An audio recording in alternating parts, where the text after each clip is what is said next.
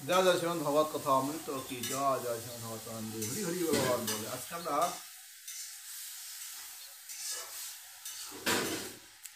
জয় জয় শ্রীমদ ভগবত কথা হরি হরি বল। আজকে আমরা বলদেব যে কৃষ্ণ লীলা সম্বন্ধে আজকে কৃষ্ণ যে গোপ সখা এবং গোপ বালক রূপে রূপান্তরিত হলো 1 বছর যাবৎ, 1 বছর পরে সেই কথা প্রকাশিত হলো বলদেবের মাধ্যমে। বলদেব কৃষ্ণের কাছে জানতে ছিল যে সবাই তো তোমাকে আমি দেখতে পাচ্ছি, কারণ গোবৎস এবং গোপালক জ্যৈষ্ঠী শিকা বেনু সবাই তো তুমি কৃষ্ণ কী কারণে হলো, কী জন্য তুমি এত রূপ ধারণ করবে?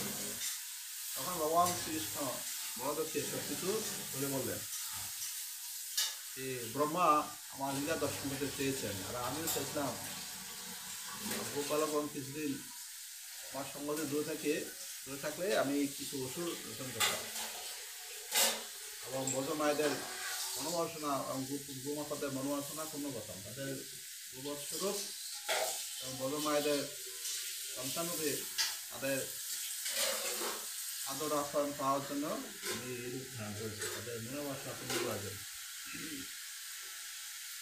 তখন অচিন্ত অনন্ত লীলাশীল কৃষ্ণের এই সমস্ত অসম্ভাবনীয় অনবচ্ছনীয় লীলা রহস্য বুঝতে পারে এমন সাহায্য কাহারও নেই। একমাত্র কৃষ্ণের কৃপায় আর কিছু মর্ম অবগত হওয়া যাইতে পারে। দেখা যাক এই পরিমাণে রহস্যনীয় লীলার পরিণামে কি হয়। শ্রীকৃষ্ণ যেদিন অঘাসুর মুখ্যন ও গোপালকগণ সহ কুলীন ভোজন করিয়াছিলেন, সেদিন বলদেব প্রতিদিনের মতো কৃষ্ণের সহিত উচ্চারণে যান নাই।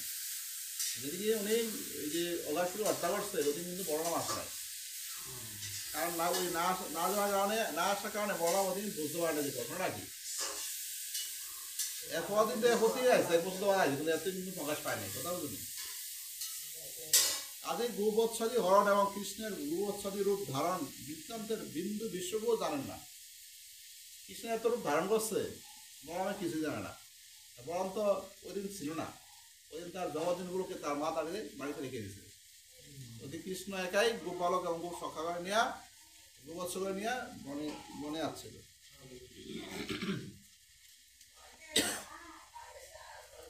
প্রায় 1 বছর কাল বলদেব প্রত্যহই কৃষ্ণের সহিত গোচারণে যান, এই সমস্ত গোপালক ও গোবৎসের সহিত কত ক্রিয়া করেন এবং মনে মনে বিচরণ করেন, কিন্তু তিনি তাহাতে কোনো সময়ই জানতে পারেন না যে কৃষ্ণই এই সমস্ত গোপালক ও গোবৎসকে নিজের সহিত নিজেই বিচরণ ও লীলার সাধন করিতেছেন।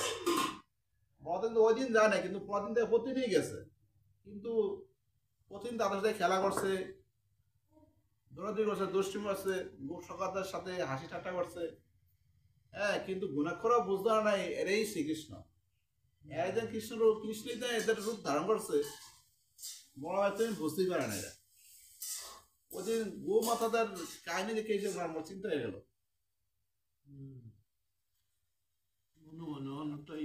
হ্যাঁ, নিশ্চয়ই পরম দয়ার্দ্র চিত্ত বলরাম যদি জানিতে পারিতেন যে শ্রীরাম সুবলাদি গোপালগণ ও গৌ বৎসগণ মায়ামুগ্ধ হইয়া পর্বত গহ্বরে অবস্থান করিতে, তাহলে তিনি অত্যন্ত দুঃখিত হইবেন। এই জন্য শ্রীকৃষ্ণ এতদিন তাকে এই পরম অদ্ভুত লীলা রহস্য জানিতে দেন নাই। ভগবান শ্রীকৃষ্ণ বলদেবকে জানা নাই আর একটা কারণ কি, বলদেব যদি জানেন যে ব্রহ্মায় এই কাম করছে, যে তাদেরকে গোবৎস এবং গোপালককে অচেতন করে পর্বত গুহার ভিতরে অচেতন করে রাখছে, তাদেরকে সচেতন করে, তাহলে বলরাম দুঃখ পাইব। তাহলে বলরামের দুঃখ না পায়, যেমন বলরামকে কৃষ্ণ ভুলিয়া রাখছে, বুঝলেন নি? প্রতিদিন আছে তাদের সাথে খেলা করছে, কিন্তু ঘোরাক্ষরা বোঝা না। ওদিন কিন্তু লীলাময় লীলা বোঝা বড় কঠিন। উনি ওদিনকে বুঝতে চাইছেন দিলেই বলরাম বুঝতে পারছে নাকি, এতদিন কেন বুঝতে নাই?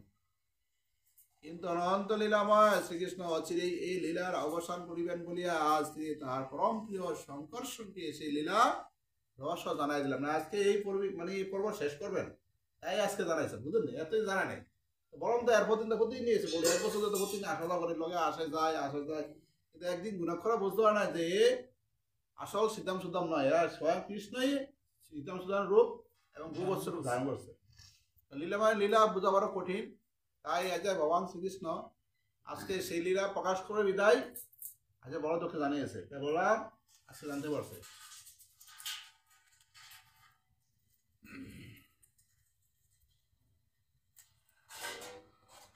তাহা দেখিয়া ব্রহ্মা মনে করিলেন, গোকুলে যে সমস্ত গোপবালক ছিল তাহারা সকলেই সহস গো বৎসগণ সহ আমার মায়ার মোহিত হইয়া মায়া সজ্জায় সাহিত্য আছে।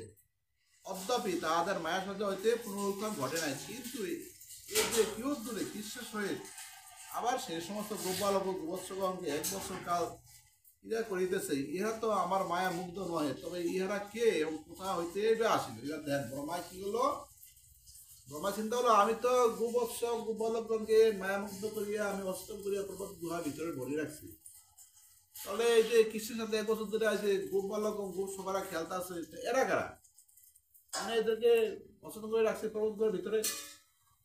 এরা তো ব্রহ্মা রাখছে, ব্রহ্মা দেয় কৃষ্ণের সাথে 1 বছর ধরে হে গোপ সখা গোবৎসগণ খেলাধুলা করতে আছে।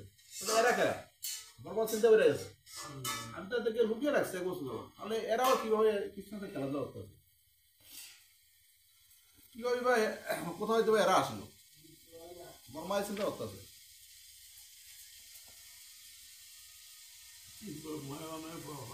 ব্রহ্মা দান্দা বেড়ে গেছে, ঘটনা নাকি? এই প্রকারে কৃষ্ণ সহিত ক্রীড়াপ্রয়ণ ও মায়া নিদ্রায় নিদ্রিত এই বিবিধ গোপালক ও গোবৎসাদি থেকে দৃষ্টাত করিয়া এবং বিশেষ মনোযোগ সহকারে চিকিৎসা করিয়া ব্রহ্মা কোনগুলি তাহার মায়া মুগ্ধ কোনগুলি মায়া মুক্ত নয় জানিতে পারলেন না। ব্রহ্মা মানে দৃষ্টি দিল কি পর্বত গুহার দিকে, যে তারা অসচেতন ভাবে শুয়ে রয়েছে, বুঝলেন নি? সে গোবৎস অনসচেতন আছে, কিন্তু আবার এদিকে চাহিদা কৃষ্ণ সাথে আমরা খেলা করতে আছে, তো ঘটনা নাকি? মানে ব্রহ্মায় দুই দিকে চাহিদা দুটো দিকেই সব ঠিক আছে। এই যে লুকিয়ে রাখছে এটাও ঠিক আছে, এরা অনসচেতন হয়ে ওখানে আছে, কিন্তু এদের সাথে কৃষ্ণ আমাদের গোপ সখা এবং গোপ বালকদের সাথে এই যে গোবৎসের সাথে খেলাধুলা করতে আছে। তাহলে এরা কারা? রূপ তো একই, এ রূপই আবার ইয়া নয়, ঘটনা নাকি? ব্রহ্মা দ্বিধান্ত বেড়ে গেছে, ব্রহ্মা ধান্ত বেড়ে গেছে, ঘটনা নাকি? ব্রহ্মা জানতে পারলেন না। সর্বজ মহাতীত এবং সর্বমোহন সর্বব্যাপী শ্রীকৃষ্ণকে মায়ামুগ্ধ করিতে গিয়া ব্রহ্মা এরূপে নিজ মায়ে নিজে মুগ্ধ হইয়া পড়লেন। কৃষ্ণকে মায়ামুগ্ধ করতে গিয়ে নিজেই নিজের মায়া দ্বারা আবদ্ধ হয়ে গেল। হ্যাঁ, উজ্জ্বটিকার অন্ধকার যেমন গারান্ধকারাচ্ছন্ন রজনীতে নিজেই আবৃত হইয়া যায় এবং দিব্যালোকে অদ্ভুত প্রকাশ যেমন স্বয়ংই অভিভূত হইয়া যায়, সেইরূপ মায়া মহাপুরুষের নিকট মহাপ্রভা প্রকাশ করিতে গিয়া ক্ষুদ্র পুরুষগণের নিজ সামর্থ্যে বিলুপ্ত হইয়া পড়ে। এটা কি বুঝালো? একজন মহাপুরুষের সাথে একজন ক্ষুদ্র পুরুষ ভিন্ন যুক্তি তর্ক শক্তি দিতে পারে না। তদ্রূপ ব্রহ্মায় কিভাবে ভগবান শ্রীকৃষ্ণের সাথে এই লীলা করে পারবো? কথা বুঝলেন? ব্রহ্মা লীলা দর্শন করতে চাইছে, ভগবান লীলা দর্শন করাইছে। তোমার কথাও ঠিকঠাক, আমারটাও ঠিকঠাক, বুঝলেন? আমি আমার খেলাধুলা সবই ঠিক থাকবো, আমার গোপ সখা গোবৎসগণের সাথে লীলা করে যাবো, আর তুমি তোমার লীলা দর্শন করতে চাইছো, আমার লীলা দর্শন করতে চাইছো, তুমি লীলা তুমি দর্শন করতে থাকো।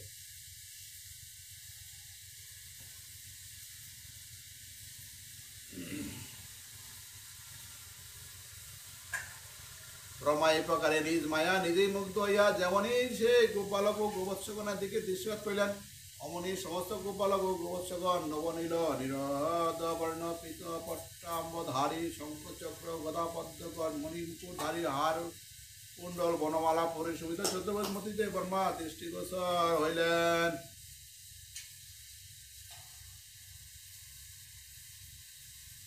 বুঝলেন নি? ব্রহ্মা একবার চাইল কি তার মায়া মুগ্ধ হয়ে যে গোবৎস গোপালকগণ পর্বত গুহায় অচেতন হয়ে আছে, এদিকে একবার তাকাইলো, আর এদিকে আবার তাকাইলো কি কৃষ্ণের দিকে তাকাইলো।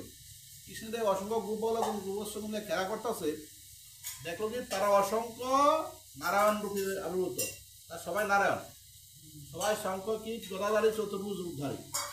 দেখছেন? যত গোবৎস এবং গোপালক এদিকে তাকাইলো সবাই নারায়ণ, বুঝলেন? সবাই চতুর্ভুজ মানে কি 4 বাহু, হ্যাঁ, শঙ্খ চক্র গদা কীটধারী, হ্যাঁ, মাথায় মাথায় মুকুট, দেখতে সবাই নারায়ণ। ব্রহ্মায় গেল অনেক গেল আরো চিন্তা ওইটা ঘটনা কি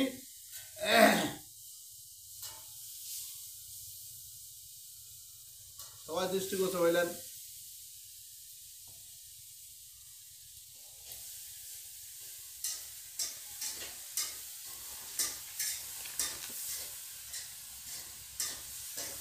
তাদের বক্ষস্থলে শ্রীবৎস চিহ্ন, বাহুতে অঙ্গদ, হস্তে বলয় ও মণিময় কঙ্কন, চরণে নুপুর ও কটক সকলেই কোটি সূত্র,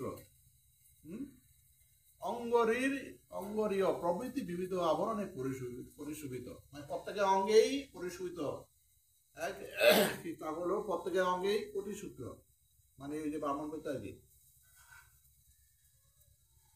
এবং মণিময় কঙ্কন, চরণে নুপুর, বাহুতে অঙ্গ, মানে তাদের বক্ষস্থলে শ্রীবৎস চিহ্ন, পক্ষে বৎস চিহ্ন।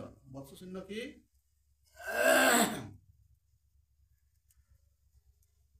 ওই যে ভিগুমণি একবার ইয়েতে গিয়েছিল, একবার ভিগুমণি পাঠাইছে চারজন ব্রহ্মা বিষ্ণু মহেশ্বর তিনজনের মধ্যে সর্বশ্রেষ্ঠ কে পরীক্ষা থেকে পাঠাইছে। ভিগুমণি বেকের দ্বারে যায়, ব্রহ্মার কাছে যায়, বড় কোনো কথা হয় না, শিবের কাছে যায়, শিবে কোনো হত্যা হয় না, গেল বৈকুণ্ঠে। বৈকুণ্ঠে গিয়ে দেখে লক্ষ্মী দেবী নারায়ণের চরণ টিপতে আছে, বুঝলেন? নারায়ণ নির্দিত আছে, তাই তো, চরণ টিপতে আছে, চরণ সহ আগে।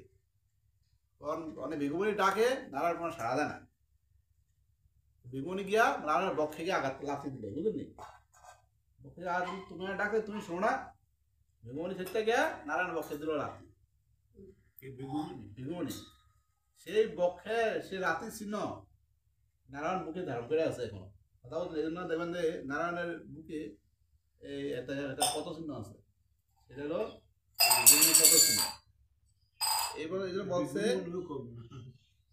বলছে ইয়া বক্ষে শ্রীবৎস চিহ্ন।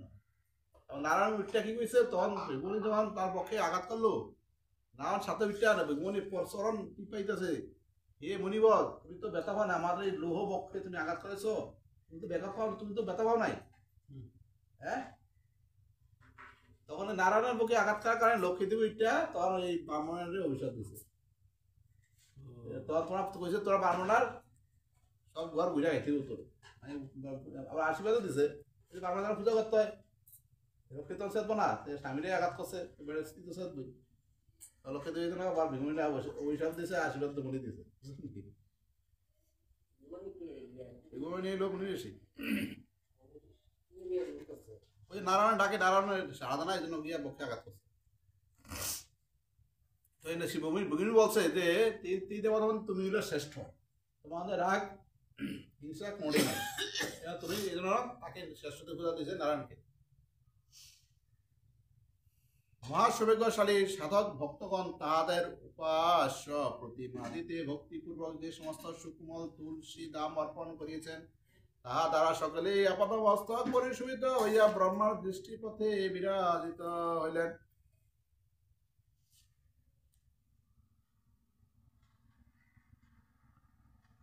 তাদের অরুণ লোচন প্রান্তের কটাক্ষ ও শুভ্র জ্যোৎস্না বিন্দিত বিশুদ্ধ হাস্য দেখিলে মনে হয় তারা যেন অরুণ নয়নের কটাক্ষরূপ রজগুণে ভক্তগণে নানাবিধ সেবাবিলাস সৃষ্টি করিতেছেন এবং জ্যোৎস্না বিনিন্দিত বিষদ হাস্যরূপ সত্য গুণে তাহা পালন করিতেছেন।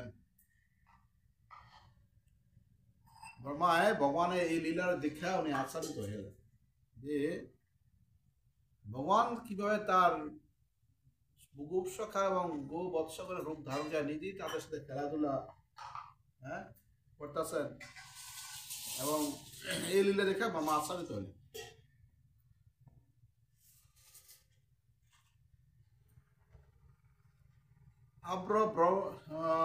ব্রহ্মস্ত সপর্যস্ত যন্ত্র সর্ববিধ চরাচরের অধিষ্ঠিত দেবতাগণ নৃত্য গীতাদি নানাবিধ উপহারে তাহাদেরকে যথাযথ উপাসনা করিতেছেন। অনিমাল ঘি মাদি অষ্ট সিদ্ধি মায়া বিদ্যাদি বিবিধ শক্তি প্রকৃতি এবং মহতত্ত্ব অহংকারত্ব প্রভৃতি চতুর্বিংশতি তত্ত্বে অধিষ্ঠিত দেবতাগণ নিজ নিজ সেবা করিবার জন্য তাহাদেরকে বেষ্টন করিয়া রহিয়াছে।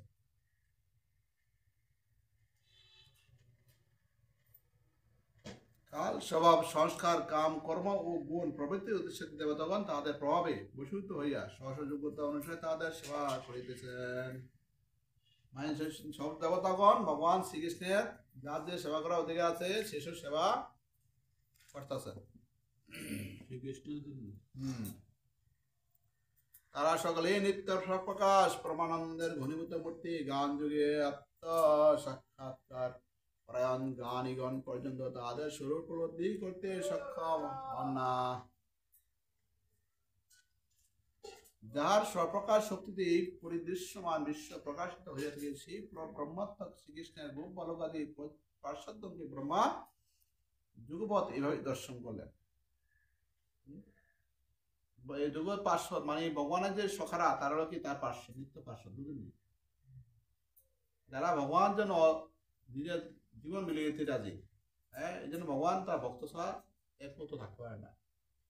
ব্রহ্মার এই জন্য মনোবাসনা পূর্ণ বলে কি ব্রহ্মা চিন্তা করবো আমি ভগবানের লীলা দর্শন করবো। আচ্ছা তুমি লীলা দর্শন করো, ভগবান বললো তো চিন্তা করলো আমি তো আমার গোপ সখা থাকতে পারি না, তাহলে কি করতে হবে? তাহলে গোপ সখা আমার দ্বারাই সৃষ্টি করতে হবে। গোবৎসগণ আমার দ্বারা সৃষ্টি করতে ভগবান নিজেই গোবৎস এবং গোপ সখা রূপে নিজেকে আবির্ভূত করলেন।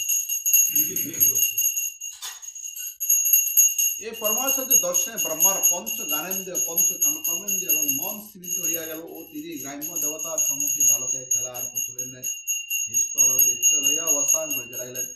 ব্রহ্মা এই দৃশ্য দেখিয়া নিজে নিজেকে ধিক্কার জানাইতে হবে, আমি কি করলাম?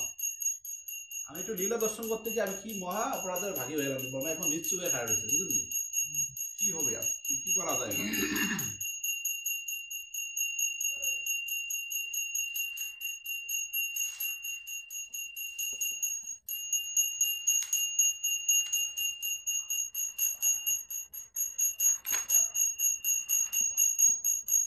অচিন্তনন্ত লীলা রস বারিধি স্বয়ং ভগবান শ্রীকৃষ্ণ অসংখ্য গোপ বালক এবং গোবৎসরূপে আত্মদাস করিয়া ব্রজে গোপ এবং গোপীগণের সহিত কত খেলাই না খেলিলেন এবং কত ভাবি না তাহাদের বাৎস প্রেমা সিন্ধুতে সুখ বিহার করিলেন।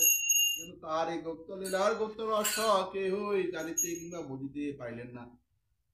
ভগবান শ্রীকৃষ্ণ যে এতদিন যে গোপ সখা এবং গোপ বৎসরূপে যে ব্রজমায়দের লীলা তাদের মনোবাসনা পূর্ণ করলেন, মাতৃদের স্বাদ পূরণ করলেন এবং গোমাতাদেরও মাতৃদের স্বাদ পূরণ করলেন, এই লীলা কেউ এতদিন বুঝতেই পারল না। লীলাময় কৃপা ও ইচ্ছা ব্যতীত তাহার অনন্ত লীলা সিন্ধু বিন্দু মাত্র স্পর্শ করিবার সাধ্য কাহারও নাই। ভগবান যদি কাউকে বুঝতে না চায়, বুঝতে না দেখে ও তা লীলা বুঝতে পারে না। আমি মায়েরও মায়া, মায়া আমার দ্বারা আমার অধীন, আমি মায়ের অধীন নই। অন্যের কথা দূরে থাক, তাহার অভিন্ন বিগ্রহ বলরাম কৃষ্ণ তো একই, এই জন্য অভিন্ন বিগ্রহ বলা হয়, বুঝলেন? বলরাম পর্যন্ত নিজ বুদ্ধিতে তার এই অভিনব লীলা গুপ্ত রহস্য উদ্ঘাটন করিতে না পারিয়া পরে সে তাহারই কৃপা 1 বৎসর পূর্ণ হইবার 5-6 দিন অবশ্য থাকিতে সামান্য কিছু ইঙ্গিত পাইয়াছিলেন মাত্র। যেখানে অন্য মানুষ তো বুঝতে পারবো দূরের কথা, নিজেরই অভিন্ন বিগ্রহ বলরাম বড় ভাই নিজে বড়াই বুঝতে পারো না 1 বছর ধরে কি হইল, তাও কিঞ্চিত একটু ইঙ্গিত দেওয়ার ফলে সে জানতে পারছে যে এখানে কিছু ঘটছে। ইঙ্গিতটা বলরাম কে দিয়েছে ভগবান শ্রীকৃষ্ণ।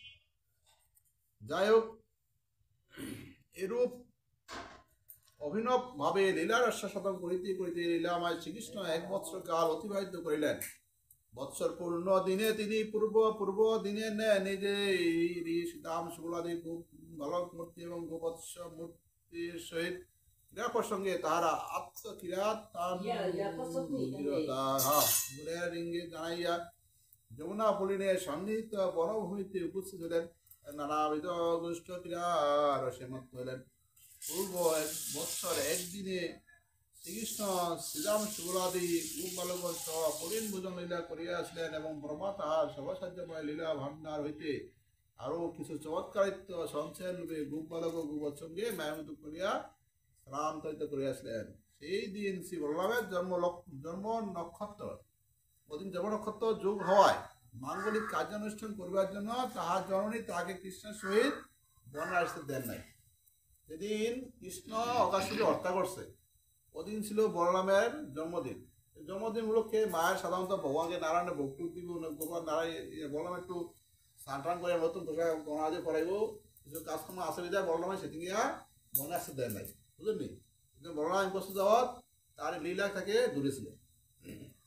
এই ভগবানের লীলার প্রতি দর্শন করছেন, কিন্তু বুঝতে পারে যে এই যে ভগবান শ্রীকৃষ্ণ নিজের রূপ ধারণ করছে এতগুলা।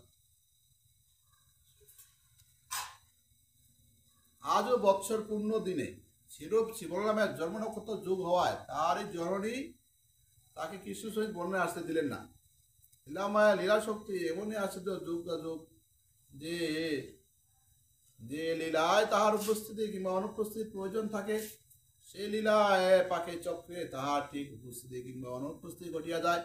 ব্রহ্মার গোবৎস হরণের দিন এবং তাহার পরবৎসর ব্রহ্মার আবার বৃন্দাবনে ফিরিয়ে আসার দিন শ্রী বলরামের উপস্থিতিতে বোধ হয় লীলাময়ের লীলার সাধনের কোনো প্রকার বাধা ঘটে। সেই জন্য লীলাশক্তি প্রেরণা সেদিন শ্রী বলরামের জন্ম নক্ষত্র যুগ এবং সেই হেতু মাঙ্গলিক কর্মানুষ্ঠানের জন্য শ্রী বলরামের কৃষ্ণ সহিত বনে আসার বাধা ঘটিয়ে গেল। এবার দেখেন ঘটনা। এক বছর আগে কৃষ্ণকে বলরাম আসতে পারে কি যায়, বলরামের জন্মদিন আসছিল। ওদিন বলরাম ভগবান শ্রীকৃষ্ণ অকাশুর অত্যাবস্থান এবং ব্রহ্মা তার লীলা দর্শন করার জন্য গোপ বালক এবং সখা করে লুকিয়ে রাখছেন। আজকে এক বছর পূর্ণ হয়েছে, 5 দিন আগে বলরামকে কিছু ইঙ্গিত দিছে আমি সব, বুঝলেন? আজকে আবার এক বছর পূর্ণ হয়েছে, আজ আবার বলরামের জন্মদিন ঘুরে গেছে, আজ ঘুরে 1 বছর। এই আজকে লীলাময় লীলা ভগবান শ্রীকৃষ্ণ কি করলেন, আজকে যদি দাদাই বা আমার লগে আসে তাহলে ব্রহ্মায় তার লীলা দর্শন করতে অসমর্থ হবে। ব্রহ্মা তো 1 বছর ধরে লীলা করে চলে গেছে, 1 বছর পরে আবার ইয়ে আইসে, বুঝলেন? আমার হৃদয় 1 বছর পরে আইসে। এটাতে সবাই তো কৃষ্ণ, তারা আমি লুকাইছি তারা কই চাইতে তারাও তো ঠিক আছে। আর ভগবান চিন্তা হলো কি, আজকে ব্রহ্মা যে লীলা দর্শন করতে আইব, আমার ভাই যদি বলরাম কাছে থাকে তাহলে তার লীলা দর্শনে বাধা সৃষ্টি হবে। এই জন্য আজকে বলরামের জন্মদিন তিথি 1 বছর হয়ে গেছে না, আমার প্রতি বছর জন্মদিন আসে, ওদিকে বলরামের মায় আজকে আসতে নাই, পরের বছর আসতে নাই। তোমরা আজকে যাও, তোমার ভাইয়ের জন্মদিন, তার কিছু অনুষ্ঠান আছে, তোমরা গিয়ে আসো গা। এই জন্য ওদিকেও বলে 1 বছর পরে যে 1 বছর পূর্ণ হয়েছে আবার জন্মদিন বলরাম আইসে, বলরাম ওদিকেও আসেনি। শ্রী বলরাম সঙ্গে থাকলে তিনি অনুগত হইয়া তাহার ইচ্ছায় বন ভ্রমণ ও গোষ্ঠক্রিয়াদি করিয়া থাকেন। তিনি সঙ্গে থাকলে কৃষ্ণ ইচ্ছামত দূর বনে গমনাদি করিতে সমর্থ হন না, কারণ ঐশ্বরাদির ভয়ে তাহার অগ্র শ্রী বলদেব বলরাম তাহারকে সঙ্গে করিয়া নন্দালয় হইতে কিঞ্চিত দূরবর্তী স্থানে বিচরণ বৎসচরণ আদি করিয়া দিবার শেষে মূর্তি নন্দালয়ে ফিরিয়া আসেন। এই বলরাম সঙ্গে থাকলে কৃষ্ণ বেশি দূর বনে ঢুকতে পারে না। বলরাম আগে থাকিয়া বলে কৃষ্ণে পরিতে পাড়া দেয়, বুঝলি? যে কোনো অসুর আক্রমণ করতে না পারে, এখন সন্ধ্যা হওয়ার আগেই কৃষ্ণে নিয়ে গোষ্ঠী চলে যায়। এই জন্য কৃষ্ণ আজ বলরাম না আসুক, হ্যাঁ, আজ আমার গভীর বনে ঢুকতে হবে, আজ বলরামের সাথে সমাপ্ত করতে হবে। শ্রীকৃষ্ণ ভক্তাধীনতা এবং নরলীলায় জ্যেষ্ঠ ভ্রাতার আনুগত্য লঙ্ঘন না করিয়া শ্রী বলরাম এই সময় বন ভ্রমণ আদি করিয়া থাকেন। বড় ভাইকে সম্মান করেন, বড় ভাই যদি কোথাও যাইতে মানা করে উনি যান না। হ্যাঁ, এই জন্য ভগবান সিংহ চাইছে যে আজ বলরাম বাইক থাকবে, আজ একলা একলা আইব, বুঝলি? আজকে 1 বছর একলা একলা আইব। সেদিন কৃষ্ণের দুর্বনে যাইতে ইচ্ছা হয়, যেদিন কৃষ্ণ দুর্বনে যাইতে ইচ্ছা হয় সেদিন তাহার লীলাশক্তি প্রেরণায় বলদেবের যে কোনো কারণবশত কৃষ্ণ সহিত বনে আসা ঘটনা। দেখেন ভগবান এখানেও লীলা করে মাঝে মধ্যে। ভগবান শ্রীকৃষ্ণ যখন চিন্তা করলো যে আমি একটু বনের গভীরে ঢুকুম, ওদিন বলরামের বাইক থেকে এই লীলা সাথে বলার একটা কারণ দেয়, দর্শন করায় নি, কোনো একটা সমস্যা আছে যাইতে পারো তুমি যাও। ভগবান ইচ্ছা করি বলার বাইক থেকে আসে।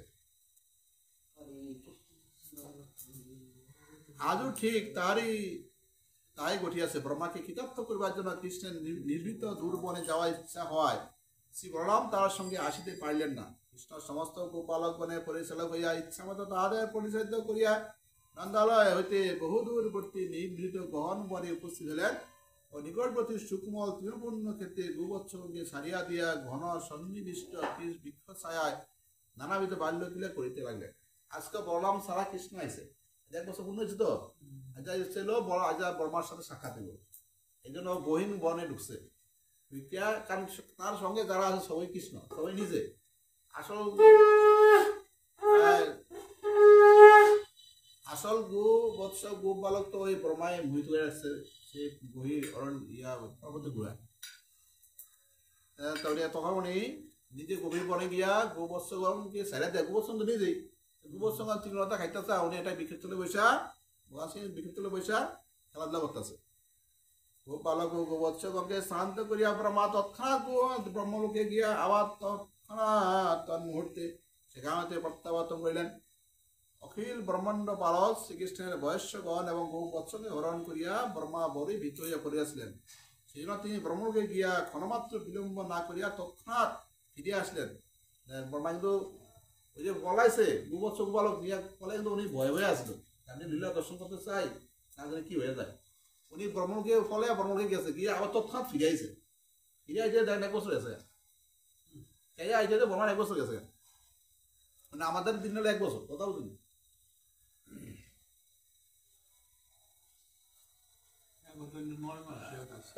ক্ষণমাত্র বিলম্ব না করিয়া তৎক্ষণাৎ ফিরিয়া আসলেন শ্রীবৃন্দাবন হইতে ব্রহ্মলোকে গমন এবং ব্রহ্মলোক হইতে বৃন্দাবন প্রত্যাবর্তন করিতে ব্রহ্মার ত্রুটি মাত্র সময় লাগে ত্রুটি মানে 1 মুহূর্ত সময় লাগে বুঝলেন শ্রীমদ ভগবতা তৃতীয় স্কন্ধে 11 অধ্যায়ে কাল নিরূপণ প্রসঙ্গে উক্ত আছে যে কালের অতি সূক্ষ্ম অংশের নাম হলো পরমাণু 2 পরমাণু পরিমাণ কালের নাম হলো অণু 3 অণু পরিমিত কালের নাম হলো ত্রস্যণু এবং 3 ত্রস্যণু পরিমিত কালের নাম হলো ত্রুটি হিসাব করে দেখলে জানা যায় যে একদিনে 18,22,50,000 অংশের 1 অংশে পরিমিত কালই শ্রীমদ ভগবতের ত্রুটি একদিনে 18,22,50,000 অংশের একদিনে এতটি ভাগ করছে ত্রুটি মানে কি এক মুহূর্তে গ্যাস আর আছে বুঝলেন সেকেন্ডের হিসাব আর কি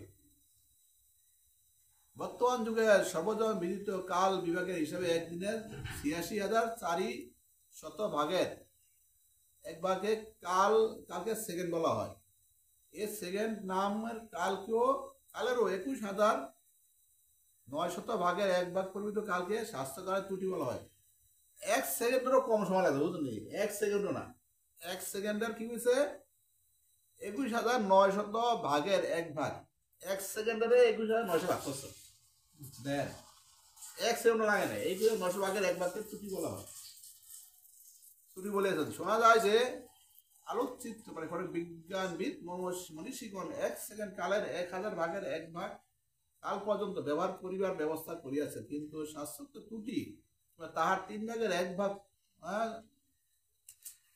ত্রস্যরেণু তাহার 3 ভাগের 1 ভাগ অণু এবং তাহার অর্ধাংশ পরমাণু কাল এ কোনো কারো ধারণায় আসে দূরে থাক গণনাও আস নাই এই ব্রহ্মাদের ত্রুটি এক মুহূর্তে গিয়া ঘুরে আইছে এই গণনা আজ বিজ্ঞানীরা ভাই করতে হবে না 1 সেকেন্ডের 21,900 ভাগ করছে এর 1 ভাগকে বলা হয় ত্রুটি এই ভাগটাই কোনো বিজ্ঞানী ভাই 1 সেকেন্ডে হ্যাঁ এত দ্রুত ব্রহ্মা গ্যাস আর আইছে বুঝলেন 60 দণ্ড কিংবা 24 ঘন্টায় পৃথিবীর একদিন হয় এই দিন পরিমিত কালকে 18,22,50,000 ভাগ করিলে যে শুকনো কাল হয় সে সময়ের মধ্যে কোনো কার্য করা সম্ভব না হইলেও ব্রহ্মা তাহার দিনের পরিমাণে ত্রুটি কালের মধ্যে শ্রীবৃন্দাবন হইতে ব্রহ্মলোক গিয়া আবার শ্রীবৃন্দাবনে ফিরিয়ে আসতে সমর্থ হন নাই যে ত্রুটির সময়টা এই সময় তো ব্রহ্মা ফিরে আসতে পারে নাই ধরে গেছে অসমর্থ আসতে অসমর্থ হন নাই মানে ঠিক মতো আইতে পারছে চতুর্মুখ সহস্রাণী ব্রহ্মণ দিন মুচ্যতে রাত্রিযুগ সহস্রাস্তাং প্রভৃতি শাস্ত্র জানা যায় যে সত্য ত্রেতা দাপর ও কলি এই 4 যুগের 1,000 বার করিয়া পরিবর্তনে ব্রহ্মাদ দিবা ও সেই পরিমাণ কালে রাতে হইয়া থাকে সত্যতা দাপর কলি এবং 4 যুগের 1,000 বার হইলে হয় একদিন ব্রহ্মার একদিন হয় আর এবং 1,000 বার হইলে হয় ব্রহ্মার এক রাত্রি বুঝলেন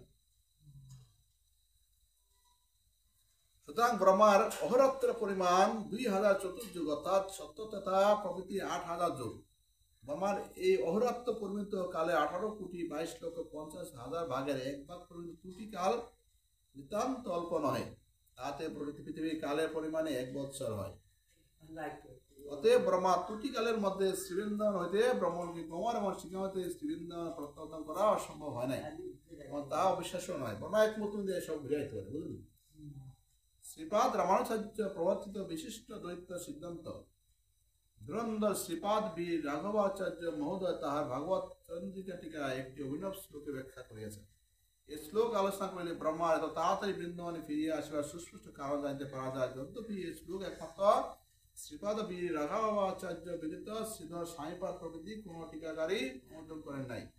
তথাপি এই শ্লোকে শ্রীকৃষ্ণের ঐশ্বর্য প্রকাশের বিশেষত সমালোচনা করিয়া শ্লোকটি দূরে থাকতে পাইলেন না।